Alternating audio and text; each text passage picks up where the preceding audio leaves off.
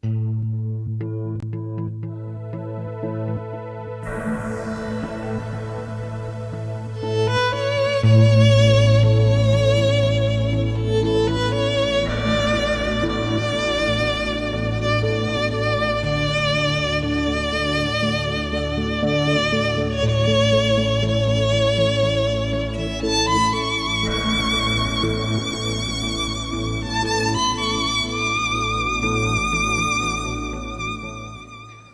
ha tenido alguna vez un combate espiritual? Levante la mano. Y con las dos también, ¿no? Bueno, vamos a tratar de ver, porque la Reina de la Paz, cuando nos habla de cómo actúa Satanás, lo hace a través de sus mensajes con una delicadeza, pero nos invita también a confiar en Dios y a utilizar las armas espirituales que Dios nos ha dado. ¿Quién le tiene miedo al diablo? Levante la mano. Pero no le tiene que tener miedo. Si usted está con Jesús, el diablo está pisado, ¿lo saben el canto ese? El diablo está pisado. El padre Diego se me quedó por otro lado. Bueno, después le decimos que lo cante. Es decir, si queremos tener esa confianza, esa autoridad espiritual, hay que ver de dónde arranca ese miedo. No podemos decir, no tengo miedo si lo tenés. Pero el miedo debe superarse con el aumento de la fe, de la esperanza, del amor a Dios. Porque cuando escuchamos de las 5 piedritas, y como nos decía el Padre Francisco, en realidad la Reina de la Paz nos da una cantera, nos está hablando de un combate espiritual. Satanás es ese Goliat que parece gigante, que parece que nadie le va a poder vencer, pero que en realidad ya está vencido, porque nuestro Señor lo venció muriendo en la cruz. Pero para esto nuestra confianza debe estar puesta en Dios. ¿En qué porcentaje? ¿90%? 100%, hermanos. Si nosotros, nuestra confianza está puesta en un 99%, en ese 1% que hemos puesto la confianza en el cura, en la hermana, en el coordinador, ese 1% es nuestro punto débil. Si no, nos puede pasar un poco como una señora que era de un grupo de oración y que iba todos los días a la iglesia, muy religiosa. Iba a la imagen de la Inmaculada, la imagen de la Virgen que está sobre la serpiente. ¿A quién representa la serpiente? Al diablo. Entonces el sacristán la miraba porque esta mujer hacía algo curioso. Iba a la imagen de la Virgen, tocaba la imagen de la Virgen y rezaba un Ave María. Después agarraba y tocaba la serpiente y hacía otra oración en silencio.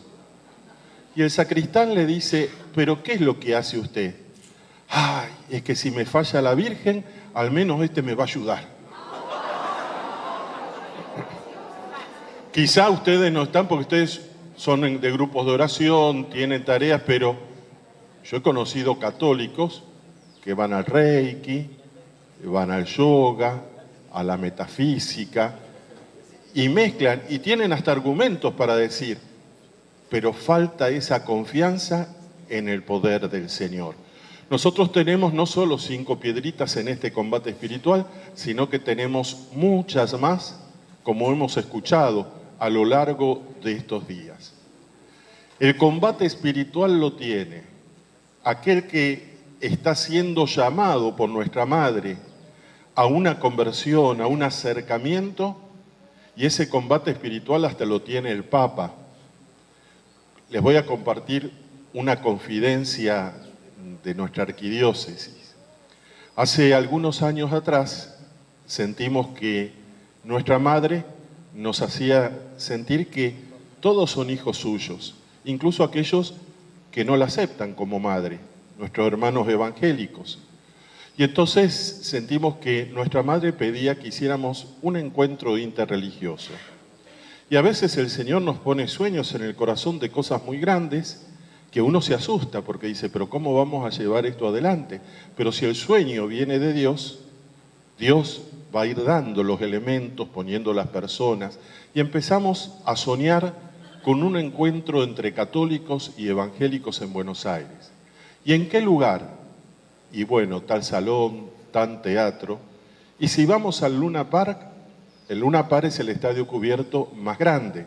Ahí hemos tenido, gracias a Dios, la visita de varias personas que vinieron desde Medjugorje a lo largo de los últimos años.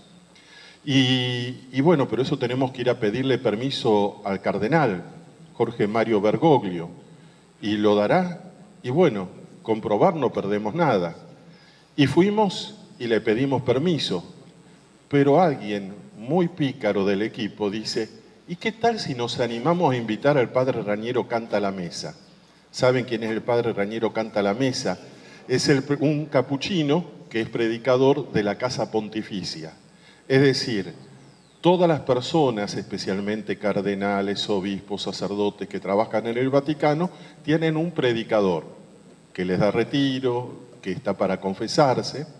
Y entonces ya desde la época de Juan Pablo II, cuando era Papa San Juan Pablo II, Raniero Canta a la Mesa estaba allí. Yo me acuerdo que tenía 23 años, íbamos frecuentemente a cantar o a servir a las celebraciones de San Pedro, y en una ocasión, en Semana Santa, escuché una predicación y sentí que esa predicación tenía una fuerza diferente. Después supe que era este capuchino.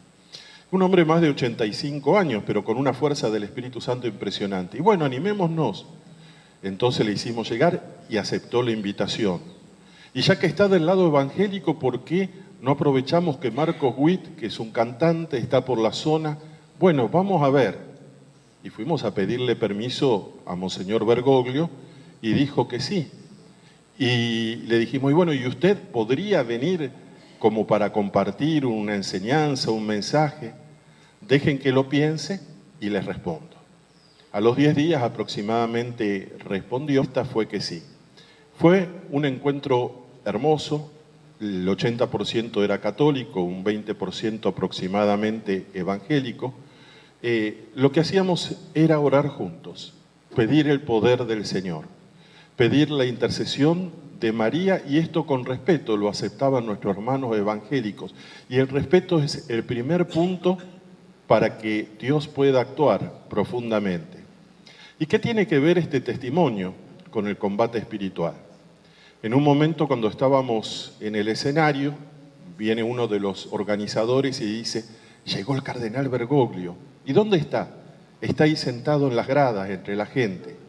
Él estaba ahí con un maletín, que todavía hoy me parece lleva en los viajes, sentado entre la gente, y le dijeron que subiera, subió, dio un mensaje, y después uno de los que estaba organizando dice, y nosotros queremos regalarle lo que le podemos dar, que es la oración, si usted, Monseñor, acepta.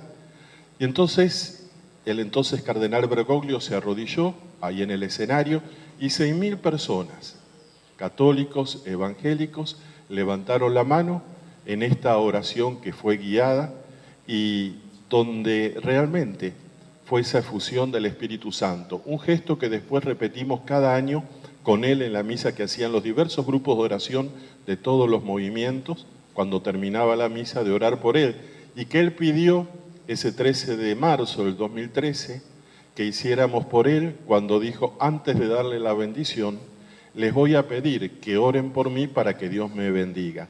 Esto va en la sintonía que la Reina de la Paz pide frecuentemente cuando dice, oren por sus pastores. Y esto es un mandato, hermanos. Rueguen al dueño de los campos que envíe, pero no solamente para que envíe vocaciones. Hay que orar por el cura que está en crisis. Hay que orar por el cura que ha perdido el fervor, que ha perdido la alegría, que ha perdido ese amor primero, que tiene motivaciones equivocadas, que ha sido atrapado por el maligno en sus redes de alguna forma. Hay que orar, y con esa autoridad del Espíritu Santo. Lo cierto, para ir como cerrando este testimonio, fue una jornada donde al menos supe de 10 evangélicos, yo supe 10 evangélicos que decidieron regresar a la Iglesia Católica porque se sentían huérfanos de madre. Es decir, más que hacer muros, como insiste el Papa, hay que tender puentes. A veces hasta creamos muros entre los mismos católicos. ¿Cómo no vamos a crear muros a veces con otros hermanos que a lo mejor están buscando también volver a la fe? Porque la mayoría de ellos han nacido católicos y por eso se multiplican las iglesias. 6 meses después, 8 meses después, no recuerdo cuánto, fuimos al arzobispado. Yo había escuchado varias cosas, varias críticas contra el arzobispo, así como del lado protestante también me llegaron críticas de algunos evangélicos extremistas que lo criticaron a Marcos Witt, que decía, deja a los evangélicos, se va a los católicos, porque él dijo en un momento, esta es la iglesia que yo quiero, una iglesia que camine para trabajar la unidad, ¿no? Y entonces algunos hasta lo editaron, porque a veces la envidia, la maldad hace que... Y entonces pusieron, Marcos Witt deja la iglesia evangélica y ponían la parte, esta es la iglesia que quiero. Y sacaban lo que había dicho antes y lo que había dicho después. Cuando fuimos a pedirle a Bergoglio otro permiso y charlamos, evocamos cómo lo había vivido él, dice, el diablo me la jugó bien jugada y nos quedamos. Nos habló del ataque maligno porque yo no le di mucha importancia porque uno ya está acostumbrado, lamentablemente, a estas cosas que a veces hasta se dan en la iglesia, donde algunos aprovecharon, sacaron la foto de católicos y evangélicos y entonces decía, arquidiócesis vacante, el arzobispo se hace evangélico. Es decir, el diablo no es original, repite los mismos ataques con unos y con otros, ¿no? Es decir, nuestro Papa sabe del combate espiritual, sabe que necesitamos de la oración, por eso es un hombre que comienza a la madrugada con oración, a pesar de que tiene más de 80 años, es un hombre que no descuida el rosario está siempre en sus manos, en su corazón, es un hombre que anima en el discernimiento de los diversos espíritus a descubrir lo que muchas veces viene del maligno y no nos damos cuenta. Precisamente San Ignacio cuando habla del discernimiento de espíritus, dice, hay 3 espíritus que vienen a nosotros, 2 de afuera y 1 interior. Los de afuera, uno bueno para recibirlo, es el Espíritu Santo, como nos insiste en sus mensajes nuestra Madre, que recibamos al Espíritu Santo, que pidamos al Espíritu Santo, que solos no podemos si no es con el Espíritu Santo.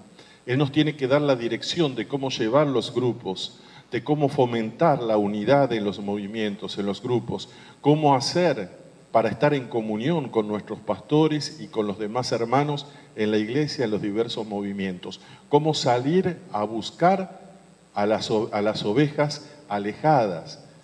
Nosotros tenemos, como católicos de América Latina y el Caribe, un tesoro que nos han dejado nuestros pastores en Aparecida, un documento que a mi entender ningún católico debe dejar de leer, porque cuando nosotros leemos el documento de Aparecida vamos a encontrar muchas cosas en sintonía con los mensajes que nos da la Reina de la Paz.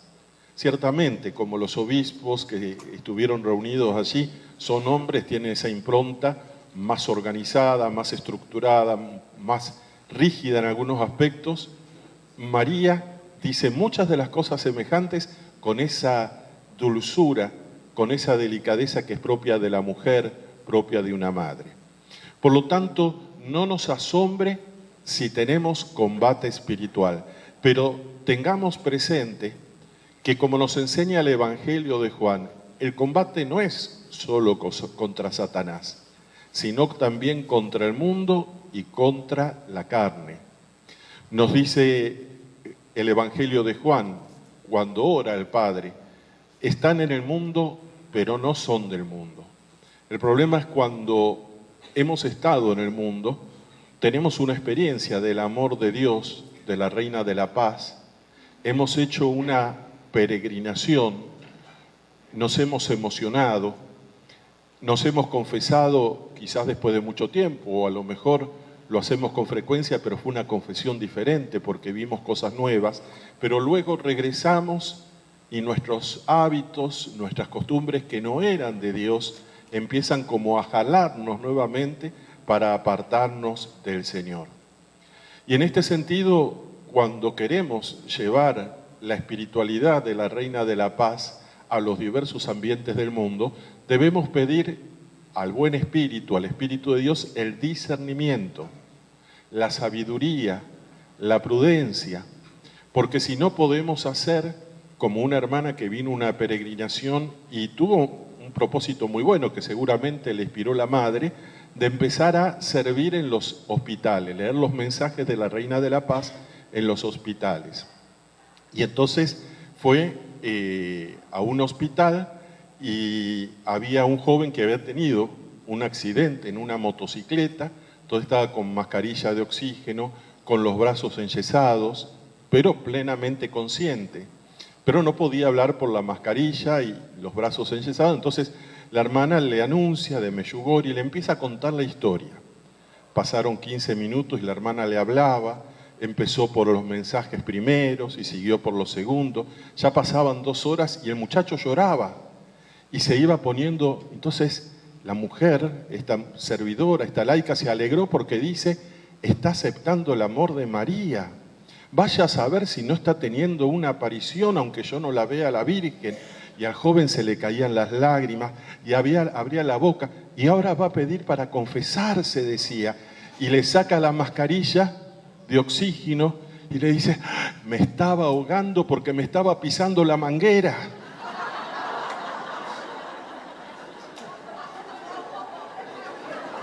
Estaba más pendiente en hablar que en lo que estaba pasando este muchacho, que le estaba pisando la manguera de oxígeno y no podía respirar bien. Por eso necesitamos tener, como decía de San Francisco, la mirada en el cielo, pero los pies bien en la tierra, en la realidad que está a nuestro alrededor. Muchas veces no bastan los buenos propósitos, sino que hay que ver cómo vamos a hacer para concretarlos con prudencia, porque si el esposo, el hijo, no ha tenido la experiencia y le empezamos a hablar y le tiramos con todos los mensajes en la cabeza, se va a sentir como atosigado, como aplastado y va a hacer lo contrario. Cuando el testimonio empieza a hablar de lo que ha sido el mensaje, lo que ha sido realmente nuestra transformación interior, entonces la vida hablará y los demás se preguntarán, ¿por qué ese cambio? ¿Por qué esa paz en esa situación? Sin embargo, tenemos que prepararnos para los ataques que puedan venir desde el exterior y no siempre incluso desde el exterior de la iglesia, a veces hasta de ciertos lugares o personas contrarios. Yo recuerdo en una peregrinación, vino un juez de Buenos Aires que tuvo una experiencia muy, muy linda de la Virgen, con mucha suavidad, con mucha tranquilidad, era un hombre ya practicante, pero comprendió que él no vivía la dimensión de católico apostólico romano. El término apostólico viene de un término griego, apostelo, que significa enviado. Ser apóstoles del amor, de la gospa, significa que somos enviados por Dios a través de María. Y él se propuso en el juzgado donde trabajaba y en otros ambientes dar a conocer el amor de la Madre, pidió permiso también para entronizar una imagen de la Reina de la Paz, se lo concedieron, pero no habían pasado 3 meses cuando alguien del juzgado le hace una denuncia que era infundada, que era calumniosa. Ciertamente, un hombre que siempre había tenido buen nombre, que no había hecho nada deshonesto, que había buscado como podía la voluntad de Dios, la justicia.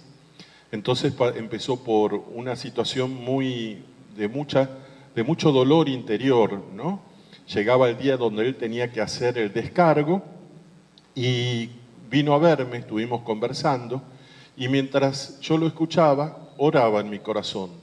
También ustedes cuando estén acompañando a alguien, traten de escuchar en su corazón para ver si viene algún pensamiento, alguna emoción, alguna frase de algún mensaje de la Reina de la Paz que han leído, que han meditado, no para decir la Virgen te dice o Dios te dice, sino, mira, la Madre dice en este mensaje, ¿no? Y a mí me vino en ese momento lo que dice la Virgen cuando se aparece a Juan Diego, y él estaba lleno de miedos, de temores, dice, oye y ten entendido, hijo mío, el más pequeño, que es nada lo que te asusta y aflige. No se turbe tu corazón, ni te inquiete cosa alguna. ¿no estoy yo aquí que soy tu madre? ¿No estás por ventura en mi regazo? Por eso le preguntaba antes, ¿quién le tiene miedo al diablo? Nuestra madre, sea en México, sea en Medjugorje, sea en Lourdes, en Fátima, nos invita a confiar en Dios. Iguales y de signo opuesto. Uno consiste en no creer en su existencia.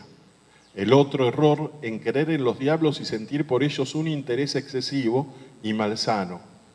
Los diablos se sienten igualmente halagados por ambos errores y acogen con idéntico entusiasmo a un materialista que a un hechicero. Por eso, como nos dice la primera epístola de San Pedro, debemos ser prudentes y mantenernos despiertos, porque nuestro enemigo, el diablo, como un león rugiente, anda buscando a quien devorar. Y en este sentido debemos ver que en la gradualidad del obrar de Satanás está la tentación, la obsesión y la posesión. Para hacerlo breve, hay más formas. En la tentación, ¿qué nos recuerda del Evangelio? Jesús, ¿qué le pasó en el desierto? Fue tentado. Es modelo para recordarnos que si nos mantenemos en la palabra de Dios, en la oración, en el ayuno, en la Eucaristía, vamos a ser tentados también, pero vamos a tener la fuerza para rechazar las tentaciones. Ahí está. Es decir, la diferencia no es que desaparecen las tentaciones, porque si no en el Padre Nuestro nos hubiera enseñado a decir, no nos des tentaciones.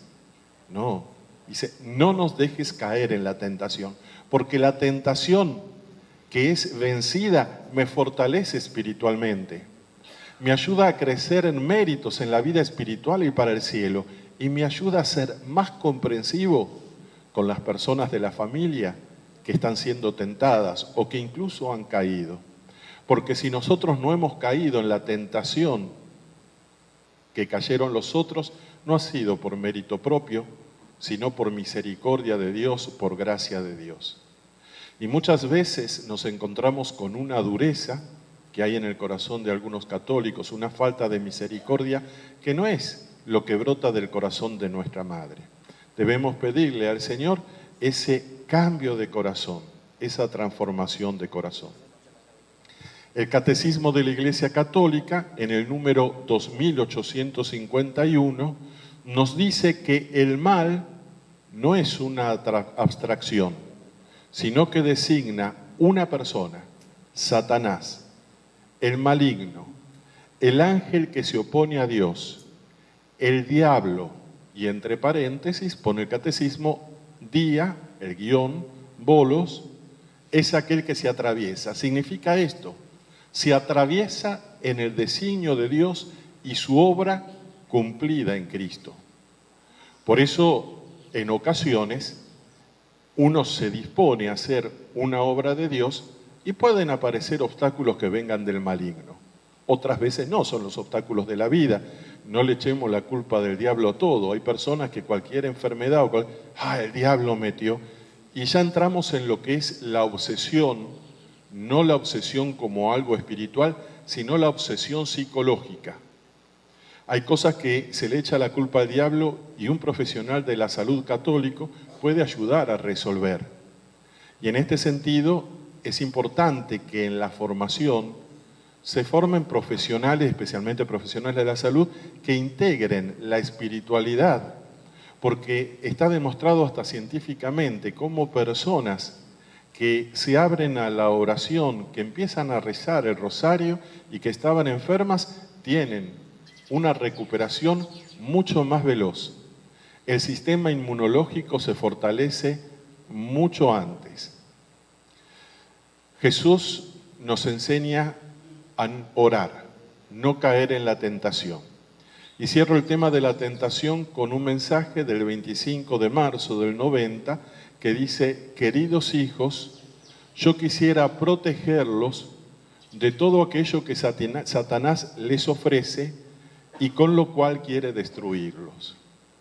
Yo cuando leo este mensaje y otros mensajes similares, lo que percibo es la ternura de una madre que sufre, que se desvive porque ella quiere protegernos, pero a veces caminamos de manera tan ingenua por la vida que no sabemos protegernos a nivel espiritual, a nivel de pensamiento.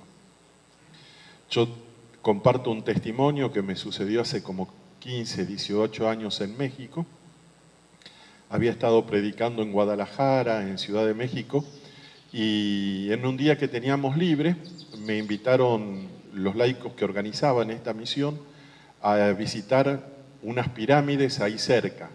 El nombre no me acuerdo bien, las del Sol y la Luna, Teotihuacán. Bueno, y yo hice mi oración rapidito porque salíamos muy temprano, no oré suficientemente esa mañana, y me fui sin hacer algo para protegerme espiritualmente, ingenuamente.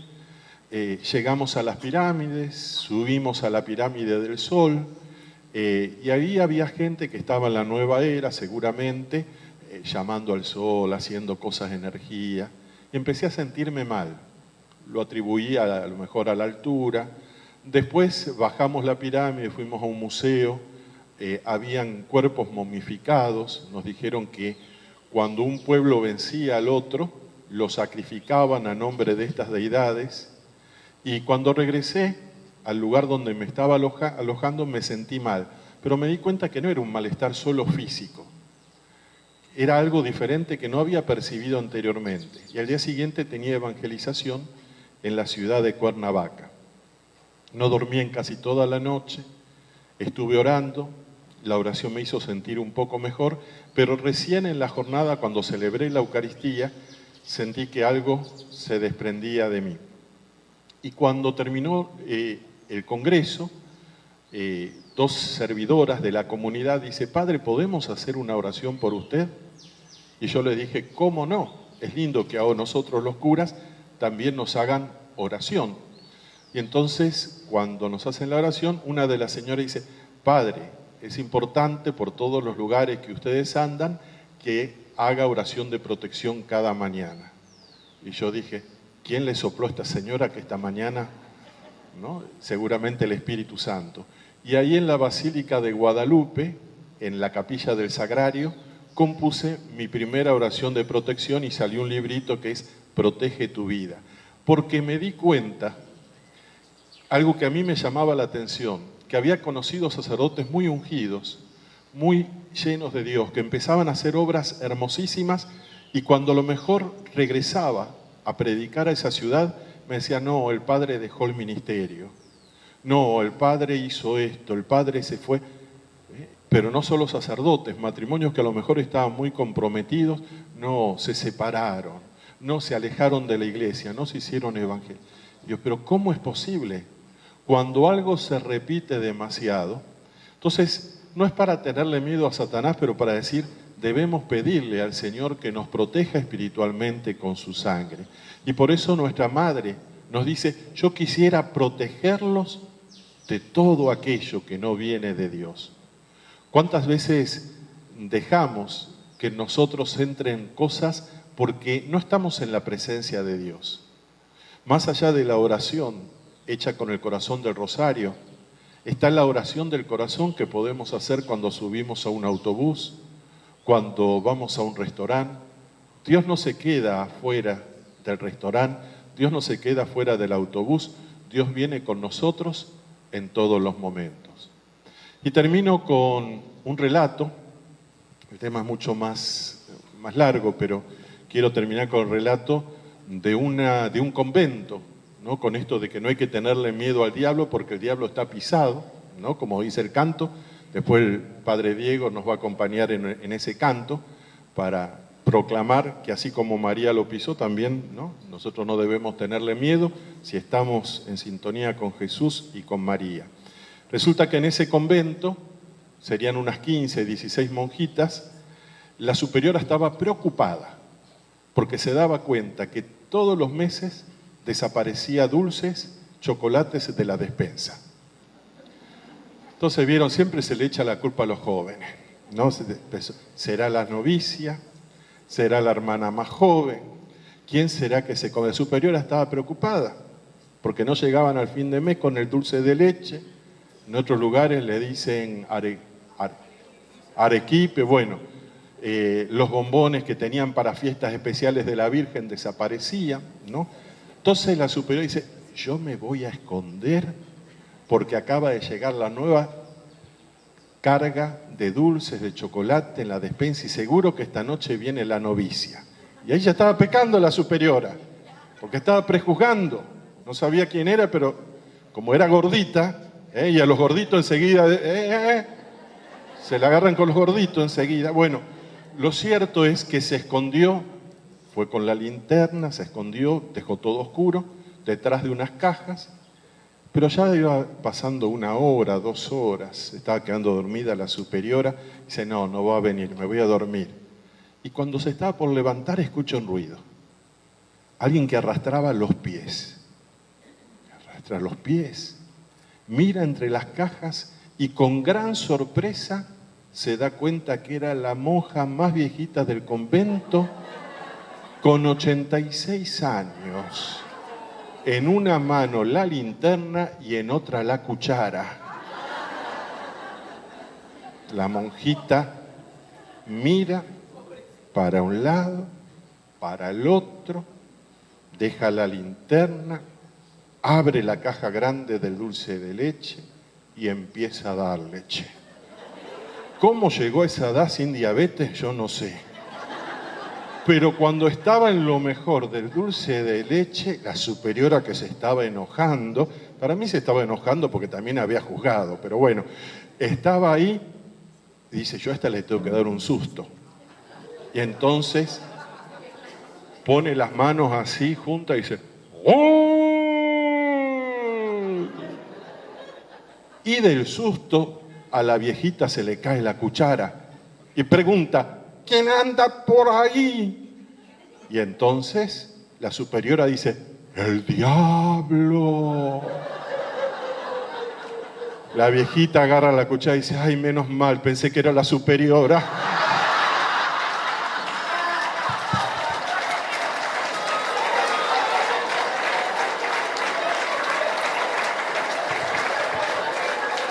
Bueno, vamos a pedirle a nuestra madre. Vamos a pedirle a nuestra Madre Victoria sobre cualquier dificultad. Vamos a pedirle que así como la Inmaculada, como se muestra que pisa la cabeza de la serpiente, nosotros de la mano de María venzamos las tentaciones, las adversidades, nuestras propias fragilidades. A ver, Padre Diego, si me acompaña. ¿El diablo está pisado? Explica cómo es el canto, la letra. A ver, primero. Vamos a aprendérnoslo, pero después hay que ponerse de pie, porque tiene un poco de ritmo, ¿sí? Entonces, vamos a tratar de aprendernos la primera estrofa y el coro. Es un poquito largo, ¿sí? Vamos a decir, Jesucristo no está en la tumba, tampoco está en el madero. ¿Cómo ves? Jesucristo No está en la tumba, tampoco está en el madero. Jesucristo resucitó y ahora se encuentra en el cielo. Jesucristo resucitó y ahora se encuentra en el cielo. Muy bien, vamos a escuchar primero la música, vamos a ir aprendiéndola así, después la cantamos toda. Jesucristo no está en la tumba, tampoco está en el madero. Jesucristo resucitó y ahora se encuentra en el cielo. Jesucristo no está en la tumba, tampoco está en el madero. Jesucristo resucitó y ahora se encuentra en el cielo. Ahora,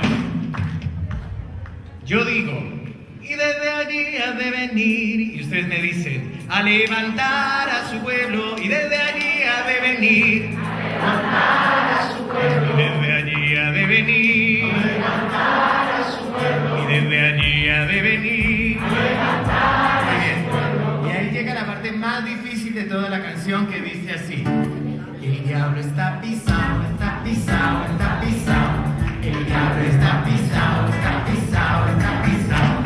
El diablo está pisado, está pisado, está pisado. El diablo está pisado, está pisado, está pisado. Muy bien. Entonces, la primera vez usted lo pisa con el pie izquierdo. El diablo está pisado, está pisado, está pisado. Después con el pie derecho. Está pisado, está pisado, está pisado. Después con los dos. El diablo está pisado, está pisado, está pisado. Y la última, de lado a lado.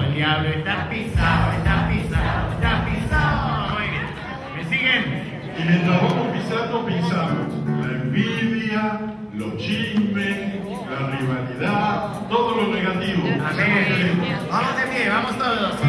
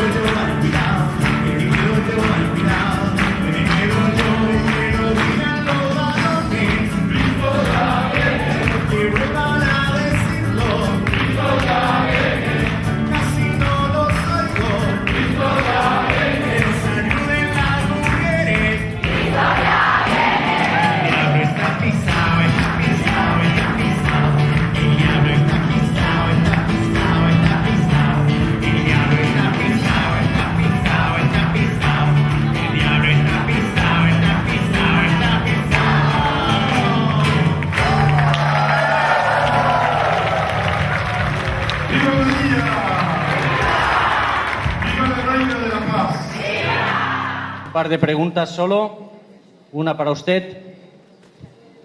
Gracias, Padre. ¿Qué pasa, por ejemplo, cuando hay una persona que hace oración de intercesión por problemas o por gente que está sin trabajo y que piden oración, pero mete otros elementos que ella dice que el Padre se los ha autorizado y yo me quedo pensando, por ejemplo, que dele vuelta a su casa y con agua bendita, pero que tiene que ser con una ramita de romero, porque si no es la ramita de romero, y yo digo, eso no es de Dios, eso no viene de Dios, pero ¿cómo, con qué elementos podemos nosotros combatir a estas personas sin herir, sin ser grosero?